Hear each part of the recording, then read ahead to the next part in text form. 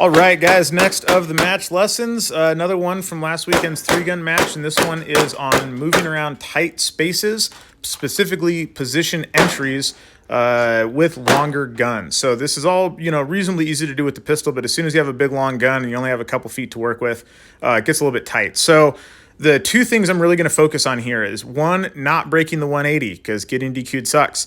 And then number two, being in my shooting stance, shooting position, looking into the sights before I am to the target. So all the same things that happen with a pistol, except when they happen with a rifle or a long shotgun, they have to happen a little bit differently. So when I'm breaking down my gun initially here, I go over the shoulder with my buttstock. Over is fine, under is fine, whichever you like doing.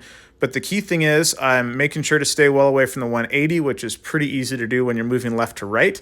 And then I am creating my shooting stance before I get to my actual position. So at this point here, I'm like one step away from my position. I can't see the targets yet, but the shotgun is already in my shoulder. I'm dropping my head down onto the stock behind the sight. I'm not looking through the sight because I don't want to have a sight focus or a dot focus when I'm shooting, but I am in a position where as soon as I can see the targets, I can put the sight on the target and start breaking shots. So here is this initial entry here. And then I broke down the gun under the shoulder this time to make this movement around because I needed to do a reload going through this position, and I find it easier to do that on the move if it's under my shoulder. So here's that little movement.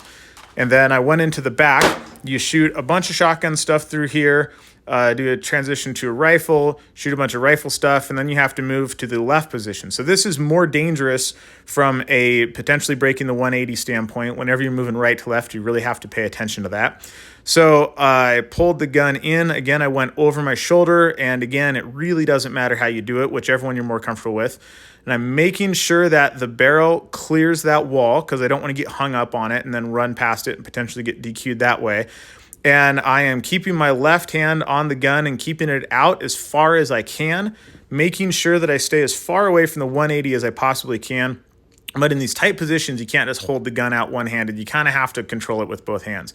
So then I'm coming across, and once again, I'm putting that thing into my shoulder. I'm looking where I need to go. I'm dropping my head down onto my buttstock. So the second I clear that wall, I'm already in a shooting position, and all I have to do is overlay my dot onto the target. So here is this last entry.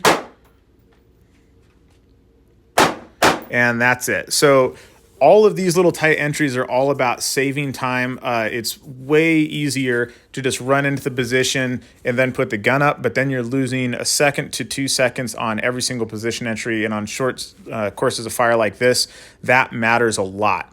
So that's it for match lessons this match. We'll have some after the next match, and I'll see you guys out there.